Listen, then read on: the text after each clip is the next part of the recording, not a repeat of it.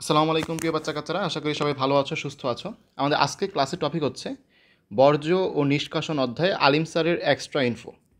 তো আলিম স্যারের অন্য যতগুলো অধ্যায় আছে, আমি বলতে গেলে সবচেয়ে কম ইনফো হচ্ছে এইখানে, মানে সবচেয়ে কম ইনফো হচ্ছে আমাদের বর্জ্য ও নিষ্কাশন অধ্যায়। তবে দু একটা গুরুত্বপূর্ণ এমন ইনফরমেশন আছে যেগুলো যদি স্যারদের চোখে পড়ে চলে আসতে পারে। এছাড়া বাকি সব কিছু আজমল স্যারের মধ্যে তুমি হুবহু পাবা, একদমই চেঞ্জ নাই। ঠিক আছে, তো আমরা শুরু করতেছি। প্রথমেই দেখতে পাবা এখানে বলা আছে মানুষের প্রধান রেচন বর্জ্যের নাম হচ্ছে মূত্র বা ইউরিন। এটা তোমরা আজমল স্যার অনুসারেই জানো, তবু এখানে দেখাইছি এক্সট্রা করে। বৃক্কে প্রবেশকারী রেনাল শিরা হচ্ছে দেহের সবচেয়ে বড় শিরা। এটা গুরুত্বপূর্ণ, দেহের সবচেয়ে বড় শিরা কোনটা? আনসার হচ্ছে রেনাল শিরা, বৃক্কে প্রবেশকারী। ঠিক আছে, তো আজমল স্যারের বই থেকে দেখে নিবা যে বৃক্কে কে প্রবেশ করে আর কে বের হয়। ঠিক আছে, ইউরেটার প্রবেশ করে নাকি বের হয়, শিরা প্রবেশ করে নাকি বের হয়, এগুলো কিন্তু জেনে রাখতে হবে, কে প্রবেশ করে আর কে বের হয়। ওকে, এরপর দেখবে এখানে লেখা আছে মানুষের দুটি বৃক্কের 50% নেফ্রন সবসময় কি ক্রিয়াশীল থাকে, বাকি 50% হচ্ছে বিশ্রামে থাকে। এই 50% তথ্যটা তুমি জেনে রাখলা। এখানে দেখো আমাদের নিকটবর্তী প্যাচারো নালিকা, নেফ্রন ফাঁস বা হ্যানলিন লুপ এবং দূরবর্তী প্যাচারো নালিকার দৈর্ঘ্যগুলো আমি মার্ক করছি। তার মানে সত্য মিথ্যা প্রশ্ন আসলে এগুলোর দৈর্ঘ্যগুলো কি চেঞ্জ করে দিতে পারে। তো নিকটবর্তী প্যাচারো নালিকা এখান থেকে সবচেয়ে বড়, 14 মিলিমিটার। এরপর হচ্ছে 11 হ্যানলিন লুপ, 11 মিলিমিটার। এরপর হচ্ছে 5 মিলিমিটার। ঠিক আছে, মানে বড় থেকে ছোট, 14, 11, 5, এভাবে মনে রাখবা। ওকে, এরপর এই ছকটা জানো সবার কাছেই প্যারা লাগে, এই ছক পড়তে হয় না, আজমল স্যার বই থেকে আমরা পড়ি না। জাস্ট আমি দুইটা জিনিস মার্ক করছি যে নিকটবর্তী পেচানো নালিকা বা প্রক্সিমাল যে কনভলিউটেড টিবিউল, এখানে হচ্ছে কি গ্লুকোজ এবং অ্যামিনো অ্যাসিড পুনঃশোষণ হয়। দেখবা এই গ্লুকোজ অ্যামিনো অ্যাসিড কিন্তু অন্য জায়গায় তুমি পাবা না। অন্যগুলো দেখো, এখানে কিন্তু দেখো, এই যে দেখো হ্যান্ডলিন লুপে পুনঃশোষণ দেখো, গ্লুকোজের নাম নাই। তারপরে যে দূরবর্তী পেচানো নালিকা দেখো, ক্ষরণের মধ্যে গ্লুকোজের নাম নাই।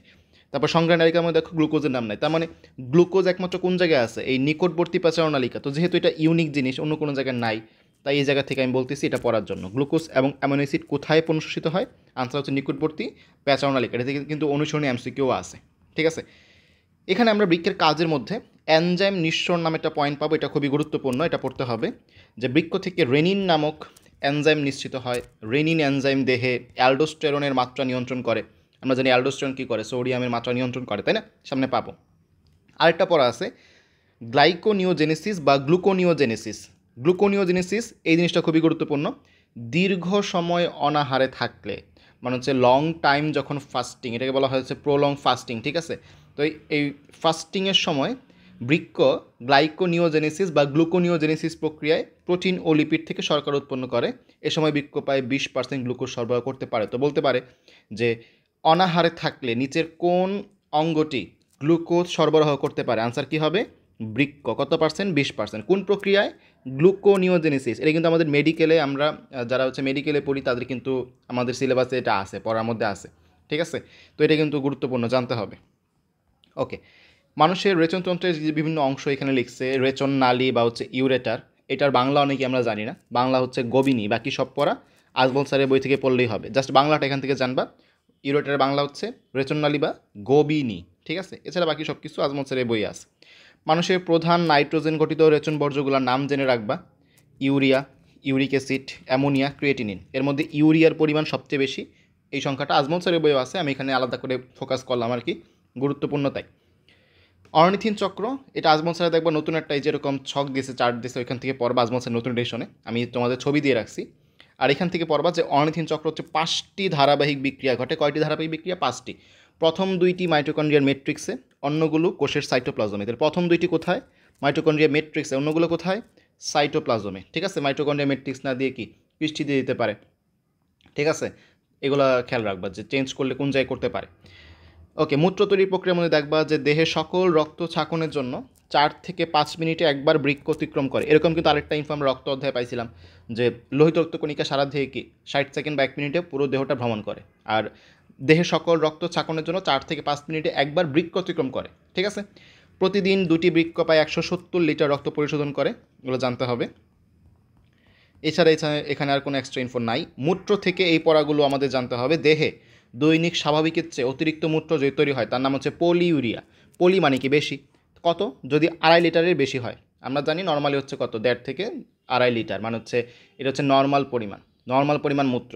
যদি এর বেশি হয়, মানে 2.5 লিটারের যদি বেশি হয়, এই দেখো আমাদের নর্মাল কত দৈনিক হচ্ছে 0.5 থেকে 2.5 লিটার হচ্ছে নর্মাল। যে 2.5 পর্যন্ত আমরা নর্মাল বলতেছি মূত্র তৈরি হওয়া, বাট যদি 2.5-এর বেশি হয় তখন কি বেশি হয়েছে, তখন তার নাম কী হবে, পলিইউরিয়া। যদি এমন হয় যে অনেক কম, কত কম, 400 মিলির কম, 400 মিলি মানে বুঝছো এই যে 0.5, যেটা 0.5-এরও কম, 0. মানে নিম্ন মানের থেকেও কম, সেটা হচ্ছে কি অলিগোরিয়া। উচ্চ মানের থেকেও বেশি, সেটা কি পলিইউরিয়া, বুঝছো কি না? ওকে, যে কত কম, 400 মিলির কম, তখন তার নাম হচ্ছে অলিগোরিয়া। এখন এমন হলো যে মূত্রই আসে না, একদমই মূত্রই আসে না। মূত্র মানে বুঝছো কি, প্রস্রাবের কথা বলা হচ্ছে এখানে। এখানে কিন্তু আবার প্রস্রাবের কথা বলা হচ্ছে, মলের কথা বলা হচ্ছে না। মল আবার কোন জায়গায়, এই বৃহদান্ত্রে। মল হচ্ছে 3য় অধ্যায় বৃহদান্ত্র, এটা হচ্ছে মূত্র মানে প্রস্রাবের কথা বলা হচ্ছে। 100 মিলির থেকে কম যদি তৈরি হয় মূত্র, তখন কি অ্যানুরিয়া। মানে নাই, কথাটার মানে হচ্ছে নাই, একদমই মূত্র নাই, তার নাম হচ্ছে অ্যানুরিয়া। 100 মিলির যদি কম হয়, ঠিক আছে। এরপর হচ্ছে তোমরা মূত্রের বর্ণ সম্পর্কে সবাই আজমল স্যারের বই পড়ে থাকবা, খড় বর্ণের বা হালকা হলুদ বর্ণের। আমাদের এখানে লাগবে যে মূত্রের বর্ণ যদি ঘোলাটে হয় তাহলে কি সেটা মূত্রের অস্বাভাবিকতা বোঝায়। মূত্রে রক্ত, পুজ, শুক্রাণু কিংবা ব্যাকটেরিয়ার উপস্থিতিতে এরকম ঘোলাটে বর্ণের হতে পারে। ডিহাইড্রেশনের ফলে মূত্রের বর্ণ কী হবে, গাঢ় হলুদ হবে, যেহেতু পানির অভাব, ঠিক আছে। রাসায়নিক ধর্মের মধ্যে পড়তে হবে যে হাইপার ইউরিকোসিরিয়া মানে হচ্ছে ইউরিকোস, যেটা ইউরিক অ্যাসিড সেটা বেশি। হাইপার ইউরিকোসোরিয়া মানে বুঝছো, হাইপার মানে বেশি, এই যে ইউরিকোসোরিয়া মানে হচ্ছে ইউরিক অ্যাসিড। তাহলে মূত্রে যদি অতিমাত্রা ইউরিক অ্যাসিড থাকে তা রোগীদের ক্ষেত্রে কি ইউরিক অ্যাসিড বৃক্ক রেচনালী বা মূত্রথলিতে পাথর সৃষ্টি করতে পারে। তাহলে এই প্রশ্নটা আসতে পারে যে বৃক্কে পাথর তৈরি করে কি, অতিরিক্ত ইউরিক অ্যাসিড, অতিরিক্ত ইউরিক অ্যাসিড। এটা কিন্তু গুরুত্বপূর্ণ। আচ্ছা, এরপর এখান থেকে প্রশ্ন আসতে পারে যে মূত্রনালীতে কোন পেশি থাকে। আনসার হচ্ছে ডেট্রোসর পেশি। এই ডেট্রোসর পেশির সংকোচন ও স্ফিংটার পেশির প্রসারণে কি মূত্রদেহ থেকে নিষ্কাশিত হয়। তো মূত্রনালী পেশির কথা জিজ্ঞেস করতে পারে, ডেট্রোসরের কথা, এটা আজমল স্যারের বইয়ে কিন্তু আছে। আমরা একটু আগে ইউরিক অ্যাসিড নিয়ে কথাবার্তা বলছিলাম, তাই না? ইউরিক অ্যাসিডের কথাবার্তা, এই কথা আবার পাবো এখানে। ইউরিক অ্যাসিড হচ্ছে ইউরিয়া অণু থেকে বৃহৎ, কম দ্রবণীয় এবং কম বিষাক্ত। বৈশিষ্ট্য জিজ্ঞেস করতে পারে যে ইউরিয়া থেকে বড়, কম দ্রবণীয়, কম বিষাক্ত। ওকে, হাইপার ইউরিকোসোরিয়া মাত্র বললাম, অতিরিক্ত ইউরিক অ্যাসিড যখন থাকবে তখন কি মূত্রের ইউরিক অ্যাসিড বৃক্ক রেচনালী কিংবা মূত্রথলিতে সঞ্চিত হয়ে নিডল শেপটের বৃক্কের পাথর তৈরি করতে পারে। কিডনি স্টোন নামে যেটা পরিচিত, আমরা শুনি না বৃক্কে পাথর হয়েছে, এটা হচ্ছে সেটা। আর যে ক্রিয়েটিনিন, বৃক্কের রোগ নির্ণয় সূত্র, এগুলো সব হচ্ছে আজমল স্যারের বইয়ে কিন্তু আজমল স্যার থেকে পড়তে হবে। ওকে, এখানে একটা গুরুত্বপূর্ণ জিনিস আমরা পাবো, পানি সাম্যতা রক্ষা মানে অসমোরেগুলেশনে বৃক্কের ভূমিকা। পানি সাম্যতা রক্ষায় বৃক্কের ভূমিকা। তো এখান থেকে কী কী জানতে হবে দেখো, পূর্ণাঙ্গ পুরুষের দৈহিক ওজনের 60%ই পানি, আর স্ত্রীদের ক্ষেত্রে 50%ই পানি। মানে মোট ওজনের 60%ই পানি পুরুষের ক্ষেত্রে, আর নারীদের ক্ষেত্রে 50%ই পানি। শিশুদের দেহে পানির পরিমাণ সবচেয়ে বেশি, 70%। তো জিজ্ঞেস করতে পারে নিচের কাদের ক্ষেত্রে পানির পরিমাণ সবচেয়ে বেশি। আনসার হচ্ছে শিশুদের ক্ষেত্রে। মানবদেহে পানি দুভাবে অবস্থান করে, একটা হচ্ছে বহিঃকোষীয় তরল বা এক্সট্রা সেলুলার ফ্লুইড, কোষের বাইরে, যা হচ্ছে 45%, আর হচ্ছে অন্তঃকোষীয় তরল বা ইন্ট্রাসেলুলার, সেল মানে কোষ, ইন্ট্রা মানে ভিতরে, তাহলে কোষের ভিতরে যে তরল অন্তঃকোষীয় তরল 55%, আর কোষের বাইরে যে তরল এক্সট্রা সেলুলার ফ্লুইড সেটা হচ্ছে 45%। এই পার্সেন্টগুলো লাগবে। এরপরে সোডিয়াম আয়ন সাম্যতা রক্ষা, এখান থেকে দুইটা লাইন জানতে হবে। একটা হচ্ছে দেহে সোডিয়াম আয়নের ঘনত্ব বহিঃকোষীয় তরলে মানে ওই যে এক্সট্রা সেলুলার ফ্লুইডে 142 মিলিমোল পার লিটার, আর অন্তঃকোষীয় তরলে 10 মিলিমোল পার লিটার। তোমার এককটা চেঞ্জ করার সম্ভাবনা খুবই কম, যেহেতু তুমি মেডিকেলের অভ্যন্তরীণ পরীক্ষা দিচ্ছ না, তুমি হচ্ছে ভর্তি পরীক্ষা দিচ্ছ, তাই এককগুলো তোমার চেঞ্জ করবে না। তোমার চেঞ্জ করবে হচ্ছে মানগুলা। এই 142 মনে রাখলেই হবে, 10 মনে রাখলেই হবে। কোথায় এক্সট্রা সেলুলার না ইন্টার সেলুলার, এটা খেয়াল রাখবা। সেম পটাশিয়ামের ক্ষেত্রে দুটো লাইন তোমাকে জানতে হবে। আগে পড়ছো সোডিয়াম, এখন পড়ছো পটাশিয়াম। পটাশিয়াম ঠিক উল্টা, মানে এখানে বহিঃকোষীয় কম, বহিঃকোষীয়তে 4, আর অন্তঃকোষীয় ইন্ট্রাসেলুলার কত 160। তাহলে আগেরটা দেখো সোডিয়াম কত 142 আর 10, আর এখানে কত 4 আর 160। তাহলে আমি এখানে সুন্দর করে লিখে দিচ্ছি, এভাবে পড়বা, ঠিক আছে। তাহলে আমরা হচ্ছে পরিমাণটা কীভাবে বললাম, সোডিয়াম আর হচ্ছে পটাশিয়াম। তরলের নাম এখানে লিখবো, একটা হচ্ছে এক্সট্রা সেলুলার ফ্লুইড মানে হচ্ছে বহিঃকোষীয় তরল, আর একটা হচ্ছে ইন্ট্রাসেলুলার ফ্লুইড বা হচ্ছে অন্তঃকোষীয় তরল, ঠিক আছে। তো সোডিয়াম এটা কী বললাম, যেটা হচ্ছে বহিঃকোষীয় তরল, এখানে হচ্ছে কি 142 আর হচ্ছে অন্তঃকোষীয় তরল কত 10। তাহলে 142 আর হচ্ছে 10। এককটা কি, একক সবগুলোর ক্ষেত্রে সেম, মিলিমোল পার লিটার, ঠিক আছে, মিলিমোল পার লিটার। ওকে, এরপর হচ্ছে আমাদের পটাশিয়ামের ক্ষেত্রে কত 4 আর 160, 4 আর হচ্ছে 160। তাহলে এই যে আমি ছক করে দিলাম, এই ছকটা কিন্তু তুমি তোমার বইয়ে, তোমার আজমল স্যারের বইয়ে বা তোমার খাতায় কোনো জায়গায় গুরুত্বপূর্ণ জায়গায় নোট করবা, যাতে চোখে পড়ে, ঠিক আছে। ওকে, এটা গেল। এরপর হচ্ছে আমাদের রক্তের পিএইচে কিছু ব্যাপার স্যাপার আছে। রক্ত রসের পিএইচ 7.4, দেহ তরলের পিএইচ মান 7.3 থেকে 7.7, মূত্রের পিএইচ 6.5। এই তিনটা পিএইচ আর কি তুমি একবার জেনে রাখবা। পটাশিয়াম থেকে কিছু গুরুত্বপূর্ণ পড়া আছে যে পটাশিয়ামের অভাবে কি হয়। পটাশিয়ামের অভাবে হচ্ছে ডায়রিয়া হতে পারে। পটাশিয়ামের অভাবে কী হতে পারে?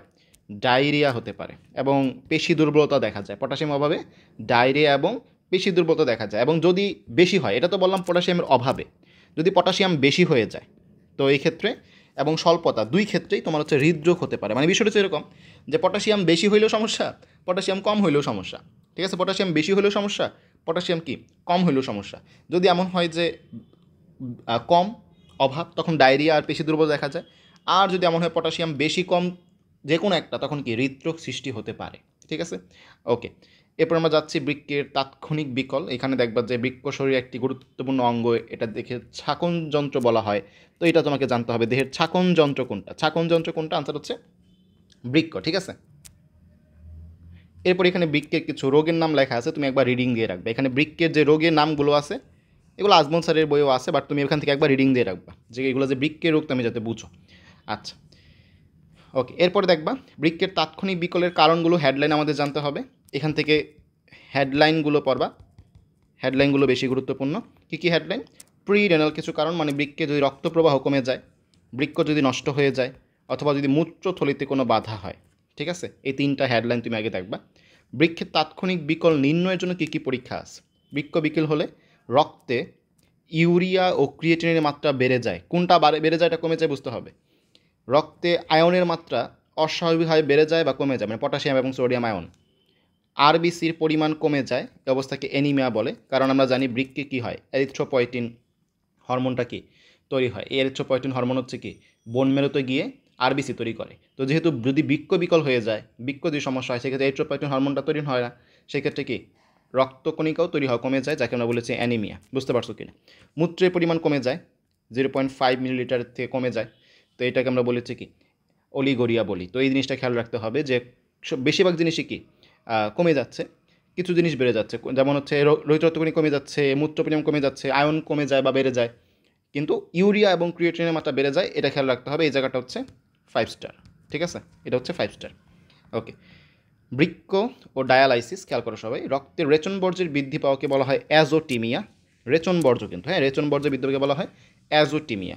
মানুষের দেহে যে অসুস্থতা অনুভব করে তাকে বলা হয় ইউরেমিয়া। টার্মটা বুঝো, রক্তে যদি রেচন বর্জ্য বেড়ে যায় তাকে বলতেছি অ্যাজোটিমিয়া, বাট এই যে অবস্থা, মানে অ্যাজোটিমিয়ার ফলে মানুষ যে অসুস্থতা অনুভব করে এটাকে বলা হয় ইউরেমিয়া। ওকে। মানুষের বৃক্কে প্রতি মিনিটে যে পরিমাণ রক্ত থেকে রেচন বর্জ্য ক্রিয়েটিন পরিশোধিত হয় তাকে বলা হচ্ছে ক্রিয়েটিন ক্লিয়ারেন্স। এই মানটা জানতে হবে। 125 সিসি পার মিনিট, আমরা জানি যে 125 প্রত্যেক মিনিটে কি বৃক্ক থেকে ক্লিয়ার হয়, তাই তার নাম হচ্ছে ক্রিয়েটিনিন ক্লিয়ারেন্স। বৃক্কের ক্রিয়েটিনিন ক্লিয়ারেন্স 10 থেকে 12 সিসি পার মিনিট হলেই ডায়ালাইসিসের প্রয়োজন হয়। ডায়ালাইসিস দুই প্রকার, হিমোডায়ালাইসিস, পেরিটোনিয়াল ডায়ালাইসিস। আজমল স্যারের বই কিন্তু এগুলো আছে, এটা এক্সট্রা কোনো পড়ার না। ওকে। বৃক্ক প্রতিস্থাপন থেকে দেখতে হবে যে প্রতিস্থাপিত বৃক্কের স্থায়িত্ব কয়দিন। 1 বছরে 95% পর্যন্ত, 5 বছরে 85 থেকে 90% পর্যন্ত কাজ করে, 10 বছরে কি প্রায় 75% পর্যন্ত কাজ করে। এই হচ্ছে প্রতিস্থাপিত বৃক্কের যে ব্যাপার, এটা থেকে লেস ইম্পর্টেন্ট। গুরুত্বপূর্ণ পার্ট হচ্ছে এইটা 5 স্টার। হরমোনের পার্টটা খেয়াল করো। 4টি হরমোন মানুষের মূত্রের ঘনত্ব ও রক্তে সোডিয়ামের মাত্রা নিয়ন্ত্রণ করে। মূত্রের ঘনত্ব ও সোডিয়ামের নিয়ন্ত্রণ কয়টা হরমোন করে? 4টা হরমোন। জিজ্ঞেস করতে পারে কোন হরমোন করে না। অ্যান্টি ডায়োরেটিক হরমোন অ্যাডিএইচ, অ্যাঞ্জিওটেনসিন 2 1 না কিন্তু, অ্যালার্ট, এখানে অ্যালার্ট লিখে দিলাম। অ্যাঞ্জিওটেনসিন 2 1 না কিন্তু। Aldosterone hormone, atrial natriuretic hormone ANH। তোমাদের প্রতি আমার প্রশ্ন, যারা এই ক্লাসটা দেখবা কমেন্ট করবে এটা কোন জায়গা থেকে খরিত হয়, এটা কোন জায়গা থেকে খরিত হয়। অ্যাট্রিয়াল নাট্রিউরেটিক পেপটাইড কোন জায়গা থেকে খরিত হয় বলবা। ঠিক আছে, ওকে। এখানে দেখবা অ্যাঞ্জিওটেনসিন 2 এর কিছু পড়াশোনা আছে, যে এটা হচ্ছে যকৃত থেকে খরিত হয়। এর প্রভাবে অ্যালডোস্টেরন হরমোন সংশ্লেষ ও ক্ষরণ বৃদ্ধি পায়। রক্তনালী সংকোচনের মাধ্যমে রক্তচাপ বৃদ্ধি করে। আমরা বলতেছিলাম যে এই 4টা হরমোন মিলে কী করে? মূত্রের ঘনত্ব ও রক্তের সোডিয়াম মাত্রা নিয়ন্ত্রণ করে, রাইট? রক্তের সোডিয়াম মাত্রা নিয়ন্ত্রণ করে। ওকে। নিকটবর্তী প্যাচারনালিকা কর্তৃক সোডিয়াম পুনঃশোষণ উদ্দীপ্ত করে, তার মানে সোডিয়াম পুনঃশোষণে সাহায্য করে। পিটুইটারি গ্রন্থিকে অ্যাডিএইচ ক্ষরণে উদ্দীপ্ত করে। ঠিক আছে, অ্যাডিএইচ ক্ষরণ উদ্দীপ্ত করে। তাহলে এই পড়াগুলো কিন্তু লাগবে। তোমাদের কমেন্টে বলছিলাম আনসার করার জন্য, আশা করি সবাই আনসার করছো। অ্যাট্রিয়াল নাট্রিউরেটিক পেপটাইড, এটা হৃৎপিণ্ডের অলিন্দের প্রাচীরের বিদ্যমান কিছু কোষ থেকে খরিত হয়। তো হৃৎপিণ্ডের অলিন্দের, এই যে অ্যাট্রিয়াল মানে তো অ্যাট্রিয়াম, এখান থেকে খরিত হয়। বৃক্কের সোডিয়ামের রেচন হার বৃদ্ধি পায় এবং দেহের রক্তচাপ রক্তের পরিমাণ কমে যায়। এর প্রভাবে কী হয়? বৃক্কের সোডিয়ামের রেচন হার, বৃক্কে সোডিয়ামের রেচন হার মানে কি সোডিয়াম সে কমাচ্ছে, ঠিক কিনা, এবং দেহের রক্তচাপ ও রক্তের পরিমাণ কমে যায়। ওকে, আচ্ছা, এরপরে দেখবো মানুষের রেচন ও শ্বসনের মধ্যে পার্থক্য। রেচন হচ্ছে নাইট্রোজেন গঠিত বর্জ্যগুলাকে নিষ্কাশিত হওয়ার প্রক্রিয়া। শ্বসন কি? শ্বসন হচ্ছে একটা জৈব রাসায়নিক প্রক্রিয়া যার ফলে কি শক্তি সৃষ্টি হয়। কোষের ভিতরে হতে পারে, কোষের বাইরে হতে পারে। একটা হচ্ছে বহিঃশ্বসন, একটা অন্তঃশ্বসন। রেচন অঙ্গের উপাদানগুলো বলছে এখানে একজোড়া বৃক্ক, একজোড়া গোবিনী বা ইউরেটার, একটি মূত্রনালী এবং একটি মূত্রথলি। চেঞ্জ করে কিন্তু সংখ্যা চেঞ্জ করে দিতে পারে, একটিরে দুইটা বানা দিতে পারে। সংখ্যাটা খেয়াল রাখবা, কোনটা একটা কোনটা দুইটা খেয়াল রাখবা। শ্বসন অঙ্গের উপাদান কী কী? নাসিকা, নাক, ট্রাকিয়া, গলবিল, শরথলি, ব্রঙ্কি মানে হচ্ছে কি আমাদের ব্রঙ্কাস, যেটা ফুসফুস, ব্রঙ্কিউল, এগুলো কিন্তু সবাই জানো। একটা হচ্ছে পঞ্চম অধ্যায়ের পড়া, একটা হচ্ছে 5th চ্যাপ্টারের পড়া, আর একটা হচ্ছে 6th চ্যাপ্টারে পড়া, তাই না? রেচনের মাধ্যমে প্রধানত দেহের অতি ক্ষতিকারক পদার্থ দেহ থেকে নিঃশ্বাসিত হয়, আর এখানে কি শক্তি বা অ্যাটিপি তৈরি হয়। রেচন প্রক্রিয়া দেহের অভ্যন্তরীণ স্থিতাবস্থা রক্ষা করে, এটা শক্তি উৎপাদন করে। অক্সিজেনের প্রয়োজন হয় না, এখানে কি প্রয়োজন হয়। ঠিক আছে, এ হচ্ছে আমাদের আলিম স্যারের বই থেকে যে গুরুত্বপূর্ণ অংশগুলো বর্জ্য নিষ্কাশন অধ্যায়। আমি তোমাদের যদি একটু এরিয়া মার্কিংয়ের দিকে চাই, মানে কোন কোন জায়গাগুলো তুমি বেশি ফোকাস করবা, একটু এরিয়া মার্কিং করে দিই তোমাকে অধ্যায় থেকে, যে কোন কোন জায়গায় বেশি ফোকাস করবা। শুরুতে যদি আমি আসি, দেখবা এগুলো তেমন কোনো পড়াই না, এগুলো তোমাকে পড়তেই হবে না, এগুলো কিচ্ছুই না। তোমার পড়া শুরু হবে এখান থেকে, মানে মেইন পড়া শুরু হবে এখান থেকে। আমি এটা এরিয়া মার্কিং দিচ্ছি, এরিয়া মার্কিং 1, ঠিক আছে? এটা হচ্ছে তোমার জন্য এরিয়া মার্কিং 1, এটা মাস্ট পড়তে হবে, এই জিনিসটা খুব গুরুত্ব দিয়ে পড়তে হবে। কোন এনজাইম এবং হচ্ছে কি গ্লুকোনিওজেনেসিস যেটা। এরপরে তোমার পড়া হবে যে এই জায়গাটা অর্নিথিন চক্র কোথায় হচ্ছে, এটা হচ্ছে তোমার 2 নাম্বার পড়া, ঠিক আছে? অর্নিথিন চক্র কয়টা ধাপে ঘটে, কোথায় হচ্ছে, কোনটা হচ্ছে মাইটোকন্ড্রিয়ায়, কোনটা হচ্ছে সাইটোপ্লাজম, এটা তোমার লাগবে। এরপর হচ্ছে তোমার এখান থেকে মূত্রের যে পরিমাণগুলো, এখানে যে পরিমাণগুলো কখন কোন কন্ডিশনে কি হয়, অলিগোরিয়ায় কত পরিমাণ, ঠিক আছে, এই জিনিসটা তোমার লাগবে। ওকে, এরপর হচ্ছে আমরা যাব এখানে বৃক্কে পাথর কেন হয়, কোনটির প্রভাবে বৃক্কে পাথর হয়, এই জিনিসটা লাগবে। এটা 5 স্টার পরীক্ষায় আসার মতো, যে কোনো সময় পরীক্ষা চলে আসতে পারে। অনুশীলনী কিন্তু এমসিকিউ আছে, এখান থেকে কিন্তু অনুশীলনী এমসিকিউ আছে। ওকে, এরপর হচ্ছে আমাদের এখান থেকে এই যে প্রথমে হচ্ছে পানি সাম্যতা, এটা আগে মার্ক করতেছি। পানি সাম্যতা সবার আগে, কত পার্সেন্ট ইন্ট্রাসেলুলার ফ্লুইড, কত পার্সেন্ট এক্সট্রাসেলুলার ফ্লুইড, এই জিনিসটা হচ্ছে সবার আগে পড়বা। এরপর হচ্ছে তোমার সোডিয়াম, আমি এটা ছক করে দিছি, তোমাদের চার্ট করে দিছি, সেটা সোডিয়াম এবং পটাশিয়ামের পরিমাণ কোথায় কত, ঠিক আছে? সোডিয়াম এবং পটাশিয়ামের পরিমাণ কোথায় কত এবং কোনটির অভাবে কী হতে পারে, পটাশিয়ামের অভাবে কী হতে পারে, এগুলা।